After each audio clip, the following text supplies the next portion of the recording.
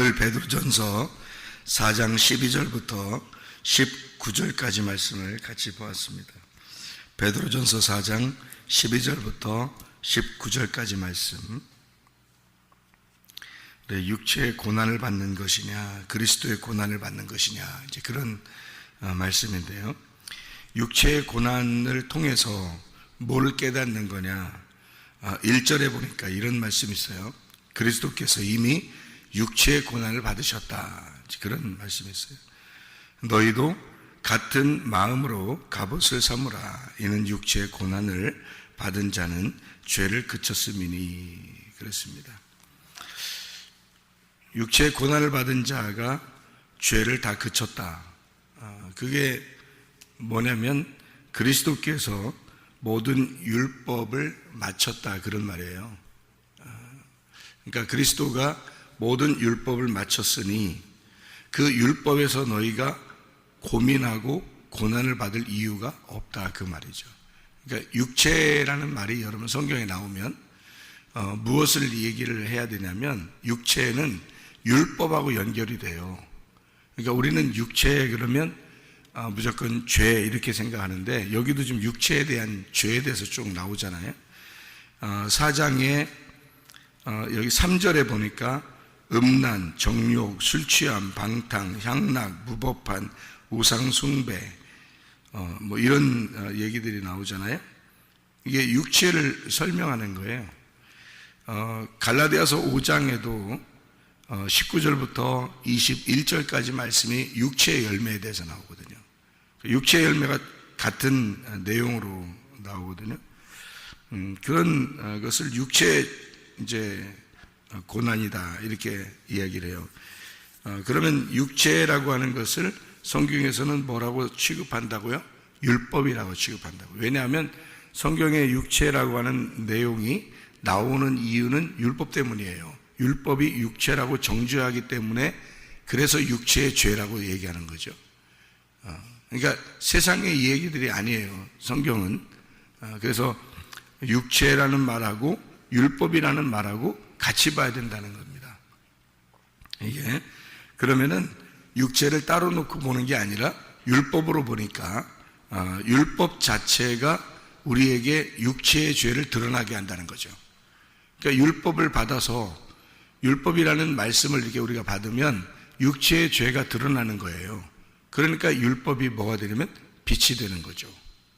그러니까 그 빛이 나의 육체에 비추어지니까 율법에서 육체가 드러났잖아요. 그러니까 그 율법을 빛이라고 그러는 거죠. 그러니까 죄를 드러나게 하는 거, 이거를 율법이라고 하는 거니까 육체 그러면 율법하고 같이 나온다, 이렇게 보면 되는 겁니다. 이것을 이제 넘어가는 것을 은혜라고 그래요. 이걸요. 그러니까 육체의 고난에서 넘어갔다, 우리가. 그래서 은혜라고 그러는 건데요. 육체의 고난을 누가 받으셨으니까? 예수님이 받으셨으니까. 그럼 그 예수님이 육체의 고난을 받았다는 말을 우리는 뭘로 다시 대신 말할 수 있다는 거예요? 로마서 10장 4절의 말씀에 보면 율법의 마침이 되셨다 그래요. 예수님이 율법의 마침이 되셨다. 그러니까 율법을 끝냈다는 얘기입니다. 율법을 완성했다. 그러죠. 그러면 우리에게도 더 이상 육체의 고난이 있어요, 없어요? 없어야 맞는 거죠. 그래서 육체의 고난이 너희들이 육체로 사는 것이 지나간 때가 조카도다. 너희가 예수를 영접하는 순간 율법은 이미 끝났다. 율법이 맞춰졌다는 거, 완성됐다는 얘기입니다. 율법이 맞춰졌다. 그러니까 성경은 다 뭐를 의미하는, 성경 자체가 율법이에요. 그럼 이 성경이 완성되었다. 이 성경이 구약과 신약이 다 완성되었다. 이게 율법의 마침입니다. 마침. 율법이 맞췄다. 그러면 우리가 할 수 있는 건 없죠. 그 육체의 고난이 이 성경에서 우리에게 펼쳐져서 나를 죄인 만드는 건데 이것이 맞춰졌다는 거예요. 그 십자가의 죽으심으로 이것이 율법이 끝났어요. 율법은 기어코 나를 넘어뜨리고 싶어 합니다.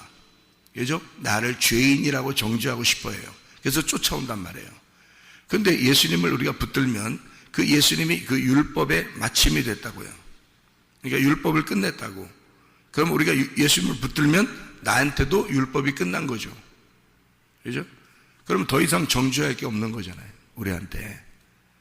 그럼 그 사람들은 어떻게 살아요? 방탕하면서 살아요?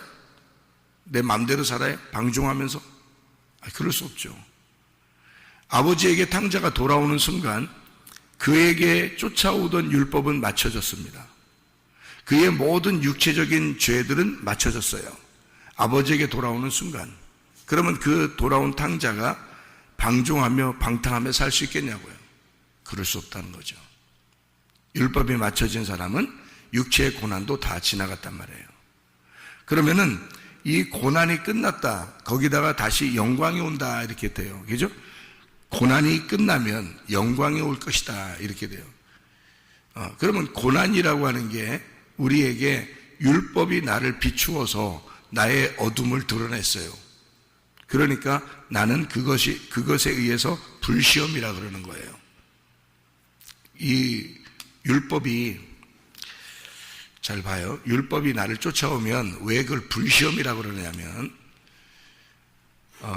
여러분 그 이스라엘 백성들이 애굽에서 나올 때 무슨 기둥이 있어요? 밤에는 불기둥, 낮에는 구름 기둥이 있어요. 그러면 이 구름 기둥하고 불기둥하고 어때요? 같은 거예요? 두 개가 진짜 있는 거예요? 같은 거예요. 같은 건데 밤이 되면 불기둥이 되는 거예요, 이게. 아침이 되면 구름 기둥이 되는 거예요, 그게. 그러니까 똑같은 건데 아침이 되면 구름으로 바뀌고 밤이 되면 불로 바뀌는 거예요, 그게. 근데 그 불은 우리가 말하는 이런 불들이 아니에요. 왜 그 불이 우리 불이 아니냐면, 이런 불이라면 불기둥이 인도할 때 앞에 있는 사람은 다 타 죽는 거죠.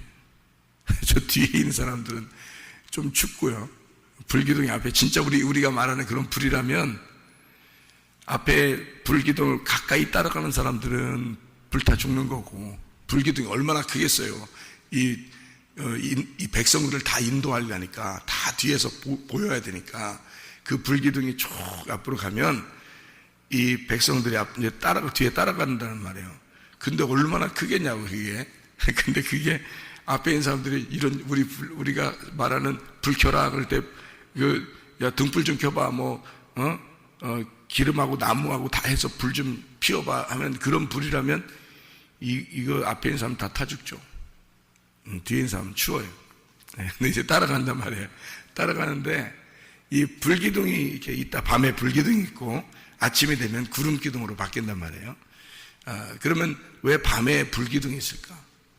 생각을 해봐요. 불기둥이 왜 밤에 있어요? 성막에 보면 성막을 이렇게 들어가잖아요. 옛날엔 전기불 같은 게 없어요. 전기불 같은 게. 그러니까 성막을 들어가면 다 창문이 없기 때문에 꽉 막혀 있어요. 꽉 막혀 있는데 거기에 안에 들어가면은 유일하게 볼 수 있게 만들어 놓은 것이 등불입니다. 그죠? 7가지로 된 그 등불이에요. 교회가 이 세상에서 유일한 등불입니다. 여러분. 교회를 통하지 않고는 이게 이 세상을 발견할 수가 없어요. 어디에 뭐가 있는지, 내가 어떻게 살아가야 되는지 발견할 수가 없어요. 교회를 통하지 못하면. 그러니까 유일한 이 등잔대가 7개로 된 이 등잔대가 교회예요. 이 등잔대가 하나님의 영이라고 그랬고, 그 하나님의 영을 하나님의 눈이라고 그랬어요. 그러니까 교회가 이 시대에 하나님의 눈인 거예요. 이게 하나님은 이 교회를 통해서 세상을 보게 하는 거예요. 여러분, 우리들을. 교회가 하나님의 교회고, 하나님의 이 교회가 하나님의 영이고, 하나님의 영인 이 교회가 하나님의 눈인 거예요. 하나님은 세상을 볼 때 그냥 보는 게 아니라 교회를 통과해서 보는 거예요. 우리를 보실 때 하나님은 자기 아들을 통해서 보는 거예요. 그러니까 우리를 구원할 수 있죠. 하나님의 아들을 통하지 않고 우리를 본다면 우리는 다 전멸합니다. 그죠? 다 저주를 받을 수밖에 없고 심판을 받을 수밖에 없어요, 인간은. 그런데 하나님의 아들을 통과하여 아들의 피를 통해서 우리를 보니까 우리가 살 수 있는 거예요. 마찬가지로 하나님은 이 세상을 당장이라도 멸망시킬 수 있어요. 그런데 하나님은 이 교회를 통해서 세상을 바라보는데 이 세상을 교회가 살기 위해서 세상이 필요한 거예요. 그러니까 세상도 그냥 둬야 되는 거야. 종말이 올 때까지. 세상을 종말시키면 교회 사람들이 어떻게 살아요? 그러니까 이 세상도 교회를 통해서 이 세상이 존재하도록 만들어 놓는 거죠. 그러니까 창조의 목적은 교회입니다. 성경을 여러분이 처음부터 끝에까지를 자세히 몇 수백 번, 수천 번을 여러분 성경 읽다 보면 이 성경의 핵심이 교회라는 것을 알 수 있어요. 하나님은 창조 전부터 교회를 만들려고 이 세상을 만든 거예요. 교회 때문에 이 세상 만든 거예요. 그런데 교회를 무시하는 거예요, 사람들이. 지금은 교회하고 세상하고의 어떤 전쟁을 하려고 하는 것 같아요. 지금 시대가. 교회를 막 무너뜨리면 마치 세상이 더 잘 살 것처럼 생각을 하는가 봐요. 그런데 그렇지 않습니다. 오히려 자멸하는 겁니다. 교회를 무시하거나 교회를 멸망시키려고 하는 자들은 다 멸망합니다. 하나님은 그거를 그냥 두질 않아요. 이게 이 교회가 몸의 등불이기 때문입니다. 이게요. 그게 하나님의 영이에요. 하나님의 영이 거하시는 곳이 교회이기 때문에 그렇습니다. 예수가 십자가 못 박혀 돌아가시는 것도 교회를 세우려고 돌아가신 거고요. 이 세상을 창조하신 것도 그리스도의 몸이라는 교회를 만들려고 이 세상을 창조하신 거예요, 하나님이. 그러니까 창조하기 전부터 하나님의 마음에는 교회가 있었던 거죠. 그래서 요한계시록의 마지막에는 그리스도의 신부라는 교회를 만들고 이 세상 성경이 다 맞춰지는 겁니다. 그러니까 창조 전부터 창조한 이유가 마지막 요한계시록에 이르기까지 교회를 세우려고 하나님이 이 성경을 쓰셨다. 그리고 세상을 만들었다 하는 겁니다.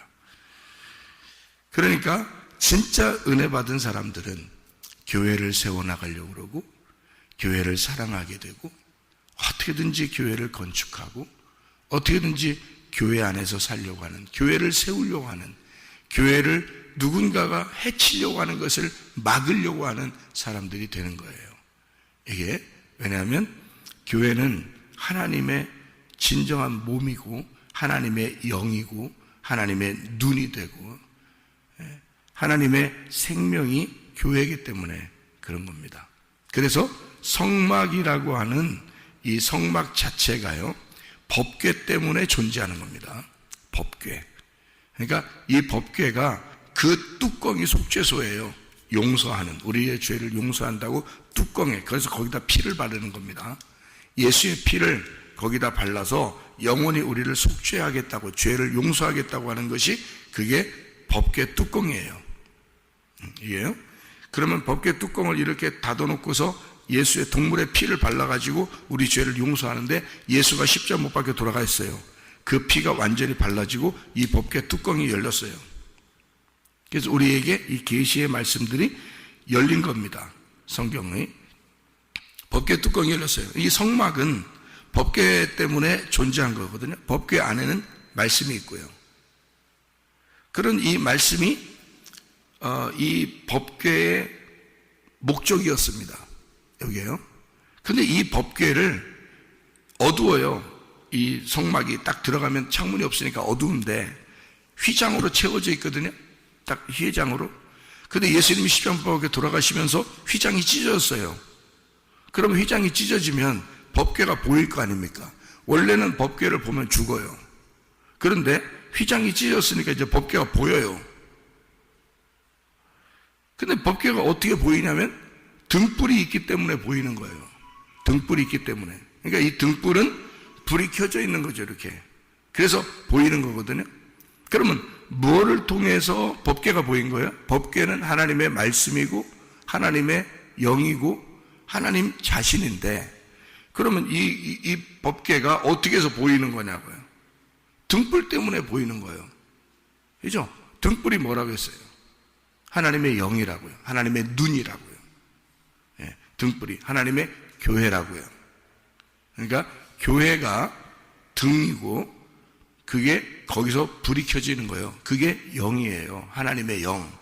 그게 말씀이에요. 하나님의 눈이고요. 그러니까 하나님은 말씀이라는 영, 그 눈을 통해서 세상을 바라보게 하고 우리의 몸을 바라보게 하고 우리의 삶을 바라보게 하는데, 이 성막은 등불을 통해서 보게 돼 있다. 이 등불이 우리가 말하는 이런 전등불이나 이런 불 같으냐고요? 아니라고요. 감람유로 이렇게 기름이 돼가지고 불을 붙이는 거예요. 감람유를 통해서 기름을 붙이는 건데요. 감람유가 성령을 의미하죠. 예수를 꾹 짜가지고 거기에서 기름이 나온 그 하나님의 그 영, 예수 그리스도의 그 핵심, 예수 그리스도의 복음을 통한 영이란 말이에요. 그게 감람유라고요. 그걸로 불을 피는 겁니다. 그러면 진짜 불이 피어지겠죠, 그죠? 기름이니까 불이 이렇게 피어질 거 아닙니까? 그것도 불이에요. 그게 뭐냐면 성막을 비추는 유일한 빛이라고요, 여러분. 이게. 그러니까 이게 뭐냐면 우리는 이제 성경을 볼 때 어떻게 보이냐면 그러면 불 같아. 막 우리가 말하는 불처럼 이렇게 되는 거 있잖아요. 불 같아. 빛, 그러면 빛이 비추어지는 빛 같대. 예? 그러니까 불하고 빛 이러면 요거를 다르게 본다고. 우리가 성경을 볼 때 사람들이, 왜냐면 우리나라 말로 불하고 빛은 엄연히 다른 단어고 다르게 표현되기 때문에 우리가 입장에서는 성경을 볼 때 그렇게 보인단 말이에요. 여러분, 그 태양을 보면요, 태양, 그게 빛의 그림자나 마찬가지예요. 빛이 있다는 걸 설명해 주는 게 태양이거든요. 우리 인간들에게 태양이 아주 절대적입니다. 이 세상에서는 태양이 굉장히 빛인데요, 이것은 원래 진짜 빛이 있다는 걸 설명해 주려고 태양이 있는 겁니다. 그런데 이 태양이 어떻게 해서 빛을 발하죠, 우리한테? 뭐 과학이 발달했으니까 요즘에 그러니까 알게 됐죠, 그죠? 그 태양이 빛을 발산하는 것은요, 스스로 태워지기 때문입니다. 이게요. 그러니까 거기서 이 태양은 어마어마한 불덩어리예요. 이게요. 그럼 우리가 가까이 가서 태양을 보면 이 불덩어리란 말이에요. 그 불덩어리가 지금 우리한테는 뭘로 비춰지는 거예요? 빛으로 비춰지는 거잖아요. 그죠? 빛으로 비춰. 근데 그게 불덩어리란 말이에요. 가까이 가면 다 타 죽어요. 다 녹아버린다. 가까이 못 가요. 빛이. 그게 불덩어리란 말이에요. 그러면 여러분에게 오는 불시험은 어떤 걸까요? 여러분에게 오는 불시험. 불시험이 와야 되는 거예요? 안 와야 되는 거예요? 네? 불시험이 그러면 와야 되는 거야? 아니, 불이 지금 뭐라고 했어요? 빛이라고 했잖아요. 불이 지금 빛이라고 했잖아요. 불기둥이 밤에, 그러니까 왜 불기둥을 갖다가 놨겠어? 그때. 응? 이런 빛이 없으니까 그런 거예요. 불이 비치니까. 그러니까 성막에 있는 등잔대도 감람유로 불이 비춰진 빛이란 말이에요. 그게 유일한 빛이라니까요. 그러면 불이라는 것은 뭐하고 똑같다? 빛하고 똑같다. 그러면 이 빛은 언제 나타나야 되는 거예요? 밤에 나타나야 되는 거예요. 그래서 저녁에는 불기둥이 나타나는 거예요. 그게 빛이니까. 그러니까 우리가 말하는 불기둥, 구름기둥, 이것도 다 의미가 있는 거죠. 그죠? 예. 왜 구름기둥이라고 또 했겠어요? 구름은 원래 뭐를 의미하는 거겠어요? 구름은 원래 이제 이 세상을 말하면 비 내릴 때 구름이 있잖아요. 그죠? 구름이 비 내릴 때. 그러면 속에 뭐를 품고 있다는 거예요? 물을 품고 있다는 거죠. 그죠? 그러면 불과 물이네요. 그죠? 밤에는 불이요, 아침에는 물이네요. 그죠? 예, 그러니까 물과 불이 있는 거지. 그럼 보세요. 우리가 이제 침례 요한이 침례를 줄 때는 뭘로 침례를 줬어요? 물로서 침례를 줬어요. 자기는 물로 침례를 준다 그랬고요. 예수님이 오시면 뭘로 침례를 준대요? 예? 불과 성령으로 침례를 준다 그랬어요. 그러면 불과 성령으로 침례해 주는 게, 그러니까 불하고 성령하고 두 개예요, 하나예요? 제가 두 개예요, 하나예요? 그러니까 하나 같죠? 원래는 두 개인 줄 아는데, 근데 두 개예요, 하나예요니까 하나 같죠? 불이 빛이라고 했죠, 그죠? 예, 그게 곧 성령이란 말이에요. 여러분을 태우는 게 누가 태워요? 불로서 껍질을 태워야 돼. 그리고 알곡은 모아 창고에 들어가야 돼. 그죠? 그러면은 요한이 물로서 침례를 주는 것은 흙의 침례예요. 우리 몸의 침례란 말이에요. 근데 영의 침례, 그러니까 우리 안에서의 마음의 침례는, 그러니까 침례 요한이 침례를 줄 때는 육체의 할례란 말이에요. 예수님이 오셔서는 육체의 할례를 줘요. 제자들한테 다 줄서 할례 줄 테니까 예수님이 그래요? 아니면 마음의 할례를 줘요? 마음의 할례를 준다고요. 마음의 할례는 끊어내는 거고, 그리고 알맹이를 갖다가 이렇게 거두는 거죠. 그렇죠? 그러니까 할례 자체가 알맹이를 이렇게 그 껍질을 벗겨내는 거예요. 그래서 알맹이를 갖다가 거두는 거를 할례라고 그러거든요.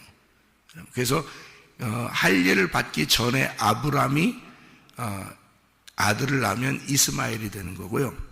할례를 받고 난 다음에 아들을 낳으면 이삭이 되는 겁니다. 그 할례 때문에 차이가 이렇게 바뀌는 거예요. 그러니까 아브라함이 할례 받기 전에 아이를 낳으면 껍질을 낳은 거예요. 껍질. 그리고 할례를 받고 난 다음에 아들을 낳으면 알맹이가 나오는 거죠. 그래서 이삭을 알맹이라 그러는 거예요. 그래서 껍질은 불태워줘야 되고 알맹이는 거두어서 창고에 들이는데, 둘 다 누구 아들이에요? 아브라함의 아들이에요. 이해가 돼요? 성경이? 그러니까 불로서 태워버린다는 것과 또 알맹이를 거두어서 곳간에 들인다는 것이 두 개를 누가 하는 거예요? 예수님이 한다는 말입니다.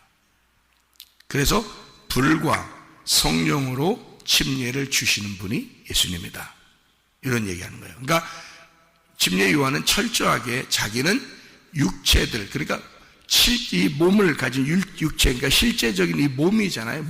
이 몸에 대한 침례를 주는 거지만, 예수가 오면 그 메시아는 너희들의 마음을 침례해 주는데 두 가지가 벌어질 것이다. 예수가 와서 침례해 줄 때는 두 가지가 벌어지는데, 하나는 불로 태운다. 여러분을 불로 태운다. 한쪽은 불로 태운다. 그게 껍질이다. 껍질을 불로 태울 거고, 알곡은 모아 그 곳간에 가게 될 것이다. 그렇게 침례를 줄 것이다. 그러니까 마음의 할례를 주러 오시는 분이 있는데 그가 진짜 예수다, 이 얘기를 하는 거예요. 예. 그래서 껍질을 불로 태우고 알맹이를 갖다가 거두어, 두 개가 뭘로 하는 거예요? 말씀으로 하는 거예요. 말씀으로. 그래서 여러분에게 전달되는 어떤 말씀은 여러분을 태워버립니다. 왜냐하면 껍질이 드러나는 순간 태워버리죠. 껍질이 드러나면 그게 육체의 고난이에요. 그게 육체의 고난. 그래서 그걸 불시험이라 그러는 거예요. 불시험. 그러니까 어둠이 드러나게 되면 뭐가 온다? 불기둥이 나타난다. 어둠이 드러나면 뭐가 와서 우리를 비춘다? 빛이 비춘다. 그러면 어둠과 불이 싸우죠. 그러면 반드시 어둠이 깨지게 돼 있어요. 빛이 절대적으로 이깁니다. 그러니까 그 빛을 여기서 말하는 걸로 뭘로 바꾼다고요? 불시험으로 바꾼다.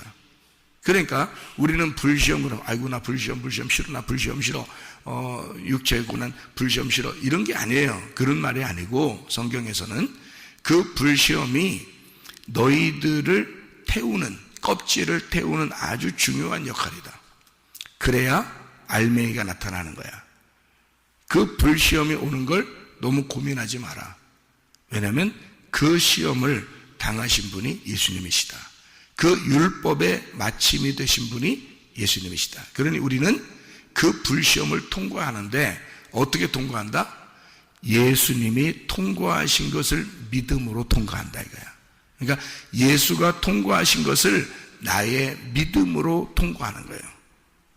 그러니까 우리는 어떤 불시험을 어렵게 통과하는 게 아니고 성경에서는 예수가 통과했는데 그거를 내가 그 예수를 믿음으로 통과하는 거다. 그 불시험을. 그러니까 예수가 육체의 고난을 다 받으셨다. 그거야. 그리스도가 육체의 고난을 받은 자가 죄를 그쳤다. 이게 베드로전서 4장 1절이란 말입니다. 그러니까 그런 불시험을 사실 내가 당하는 게 아니라 사실 주님이 당하셨고 그 주님 당하신 그분을 우리가 믿고 의지해서 가는 것이다. 그런 말이에요. 그러니까 그거를 너무 어렵게 생각하지 마라. 이상하게 생각하지도 말고 우리에게 닥쳐지는 이것은 반드시 필요한 거다. 뭐가 필요한 거냐? 내가 어둠일 때 드러나는 것이 빛이고 그게 불이다. 그러니까 불이 네가 어둠이라고 껍질이라고 여겨지는 것들이 있을 때마다 불이 올 것이다. 그러면 그 불이 너를 태울 것이고 그러면 그 불이 껍질을 태울 때 그때 알맹이가 나타난다는 거죠. 그래서 알맹이가 드러나서 하나님의 그 곳간에 들어갈 수 있는 사람이 될 것이다. 그런 말이에요. 그러니까 마음의 할례도 또 실제로 마음의 그 침례도 성경 베드로전서 3장에 21절의 말씀에는 뭐라고 되어 있냐면요. 물은 예수 그리스도께서 부활하심으로 말미암아 이제 너희를 구원하는 편이 곧 침례라. 이는 육체의 더러운 것을 제하여 버림이 아니고 하나님을 향한 선한 양심의 간군이라 이랬습니다. 이 말이 무슨 말이냐면요. 네가 죽으려고 물속에 들어가는 게 아니야. 그렇게 돌아가신 분이 있는데 그가 예수님이야. 그 십자가가 이것을 완성했어. 그렇기 때문에 율법의 마침이 되신 그 예수님이 그것을 마쳤으니 율법으로 끝났으니 그 선한 양심이라는 예수님을 선한 양심을 찾아가는 선한 양심 안에서 간구하는 그것이 물이고 침례야. 이제 물이라는 침례도 바뀐 거야 이 말이에요. 그러니까 네가 물속에 들어가서 침례받는 게 침례가 아니고 예수가 그 죽으심을 죽으셨는데 그러니까 예수가 십자가 못 박혀 돌아가신 것이요 완성입니다 여러분. 죽음이 가장 깨끗한 거라고 했죠 여러분. 죽음이 가장 깨끗하고 가장 완성이고 가장 거룩하다고 했죠. 이게 마침이기 때문입니다. 율법의 마침이니까 그 마침표를 찍은 그 십자가를 우리는 의지하고 가는 거거든요. 그래서 그것을 예수님이 다 당하셨다. 우리가 당한 게 아니에요. 우리가 태어나고 싶어 태어난 게 아니기 때문에 하나님이 우리를 만드셨고 우리가 죄를 지었을 때 하나님께서는 내가 잘못이다 라고 내가 널 책임질게. 그래서 예수가 내려와서 그냥 일방적으로 죽으셔서 우리를 구원하신 겁니다. 그리고 율법을 맞춰놨어요. 그래서 우리는 우리가 당할 고난이 아니라 예수가 다 당해놨으니 자기가 잘못이라고 자기가 스스로 죽어. 왜냐하면 우리를 위하여 내가 만든 인간들, 내 아들, 내 딸을 내가 사랑하니까. 아버지가 다 책임지는 거란 말입니다.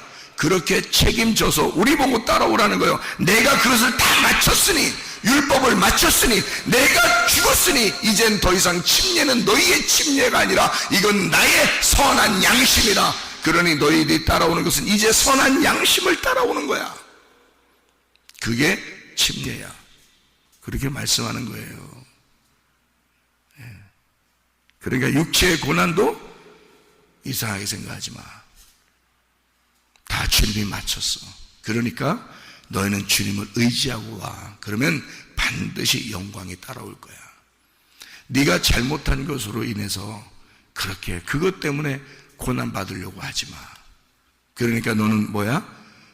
예수가 죽으셨으니 그 죽음을 따라오는 자들인데 어떻게 네가 또 죄짓고 잘못하고 그러냐 이거야. 그거로 고난 받으려고 하지 마. 그리스도의 고난을 받으려고 그래. 그리스도는 뭐 때문에 그렇게 했어? 교회 세우려고 그런 거야. 자기의 몸을 세우려고 그런 거야. 그러면 그 그리스도라는 자기의 몸이 세워지기 위해서 하신 그 고난, 주님을 따라와 봐. 그러면 뭐가 오는지 알아? 영광이 올 거야. 그래서 영광, 그러면요, 성경에서 영광이 나오면 히브리서에도 영광이 나오거든요. 영광이 나오면 무조건 뭘로 바꿔서 여러분 읽으면 딱 맞냐면요, 부활이라는 말로 바꾸면 딱 맞습니다. 부활. 그러니까 육체의 고난, 그리고 너희가 그리스도의 이름으로 치욕을 당하면 복 있는 자다, 영광의 영, 이렇게 되어 있죠. 그래서 영광이 너희에게 기다린다. 그래서 영광을 돌려라, 뭐 이렇게 얘기하죠. 이것이요, 그 영광이 부활입니다. 너 반드시 부활할 거야.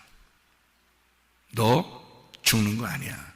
그 죽음이 너에게 영원히 가는 게 아니야. 너의 그 죽음으로 모든 게 완성될 거야. 그리고 너는 부활한다. 그것이 우리에게 주시는 소망이죠. 우리가 그런 영광의 소망이 없으면 이 땅에 어떻게 살겠습니까?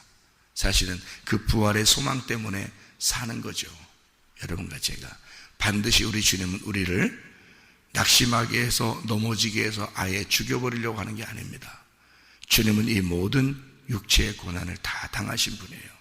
우리는 선한 양심을 따라 그 주님을 따라가는 자이고 어느 날 그 고난을 통과하여 그 고난 안에서 영광을 받으려는, 그러니까 부활의 영광에 동참하는 자들이다, 그 말입니다. 오늘도 나를 위해서 먼저 그 길을 가신 그 주님을 따라가는 마음, 그리고 그 주님과 동행하는 마음, 그러니까 주님이 나를 위해서 먼저 그렇게 그 십자가를 지시고 부활하신 것이 뭐겠어요? 그 영이 나와 함께 동행하고 싶어서 그런 거예요. 나와 함께 같이 살고 싶어서 그런 겁니다. 그래서 예수라는 구원자가 임마누엘 하셔서 나와 함께 하시는 겁니다. 오늘도 그 주님과 동행하다가 주님 만나시기를 바랍니다. 아멘. 기도하겠습니다.